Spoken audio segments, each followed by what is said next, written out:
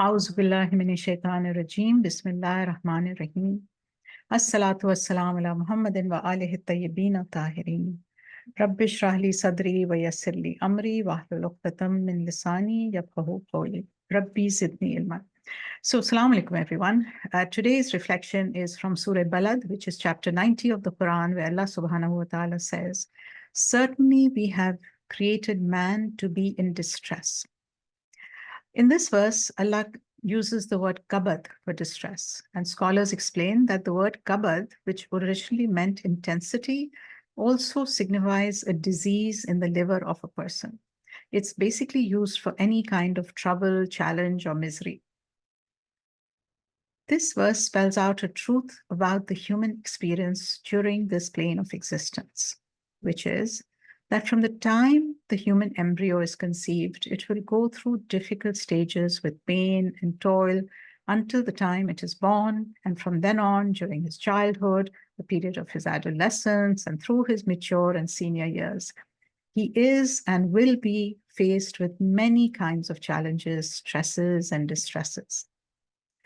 Now, the problem is that though Allah has explained this to us in the Quran, we human beings expect something different. We love comfort and luxury, and we are so deeply attached to the idea of a life here on in this world of stability and ease. We expect that if we don't have it now, it should be around the corner. We feel entitled to such a trouble-free existence, even when we have no proof that this is possible. Even when we may recognize that moments of such comfort and ease move us further away from spirituality and recognizing the purpose for which we are here. And so, when we are experiencing these challenges and distresses, instead of reminding ourselves that this is quite simply the nature of this world, we tell ourselves, quote unquote, something has gone wrong and that it is not meant to be this way. And a number of such things, which means we are actively resisting the acceptance of this truth. And we work towards a stress-free life as much as we can now, in the future. If it's not here, we expect that it will happen in the future. Sometimes we hold our happiness hostage. We tell ourselves it will be better once A happens, when the kids are grown up, when they get into good universities, when they get good jobs, I will feel happier or better. When I get into a bigger house, I will feel better when I get a good job, when I get the promotion, when this illness of mine disappears. You get the picture, right? So our present, in a sense, is the feeling that something's gone wrong, it shouldn't be this way, and in the future, I am hoping and expecting that things will be better. And then, of course, we look at others. We see the edited versions of their lives, which are apparent to us when we see them, for example, in social world, in real life, or on the virtual arena, Instagram, Facebook, TikTok, you name it. And then, we compare our distresses and challenges to the snippets of their apparently distress-free life, to the abundance of peace and joy that we think they are enjoying. And we think that somehow they have managed to escape this reality. Of course, those of us who think a little bit more deeply into things, we recognize that even if we see a photograph of anyone, we don't know what happened before the picture, what happened after the picture, what's in their future, what challenges they have passed in thing. The reality is that God's law is the same for everyone. And I really, there's a great book by Phil Stutz, which is called Lessons for Living, What Only Adversity Can Teach You. And he, explains this truth in a very hard-hitting way. He starts his book by telling us, quote, "Our culture denies the nature of reality. It holds out a promise that you can live in an ideal world where things come easily. A world in which unpleasant experiences can be avoided, where there is never a lack of immediate gratification. Worse, it suggests that if you do not live in this world, something is wrong with you. The ideal world is a realm of this ideal world, he says, is a realm of illusion. No matter how promising this world seems, it does not exist.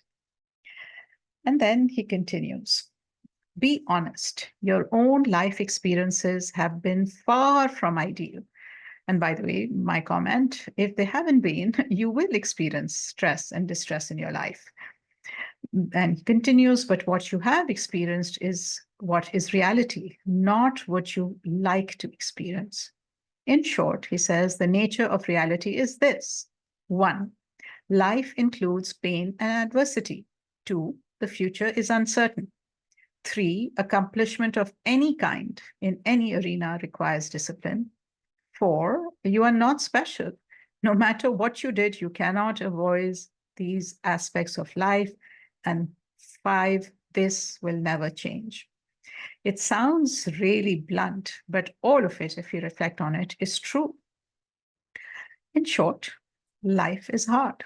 We need to accept that reality. Or as the Quran puts it, we have been created to be in distress. Denying and resisting this simple fact of existence and telling yourself the story that life, quote unquote, shouldn't be this hard is arguably the greatest obstacle to your enjoyment of life.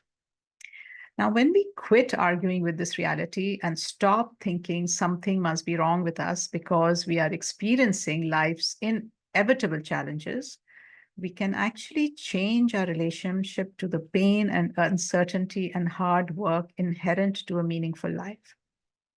In other words, when we stop resisting the truth that God has spelled out for us, we can fundamentally and permanently change our lives. Of course, this does not mean that there is no joy or peace or happiness or even moments of bliss on this earth. We all experience them. It does mean, as stats remind us, that there is love, joy, surprise, transcendence, and creativity as well, but that these never occur separately from the above 5 points. In other words, when we accept that life is hard, that we are created in distress, we can stop spending all our energy on resisting the reality of our circumstances. And then we can carve out a meaningful and, yes, even happy life for ourselves. We do not need to wait to experience peace, happiness, joy for a time when there will be no life challenges, because that's not going to happen.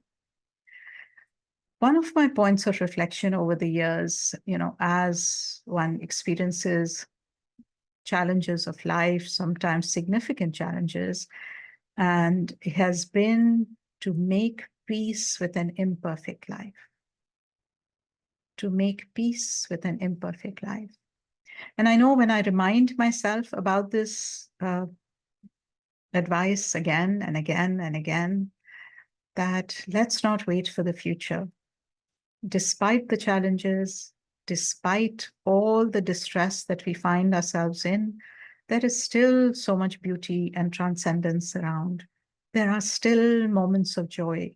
There are still glimmers of hope that we can miss if we are so focused on yearning for a time when there is going to be a life free of challenges.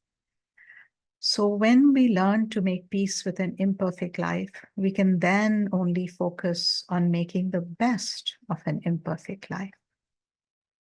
And with that, I bid you Assalamu alaikum wa rahmatullahi wa barakatuh.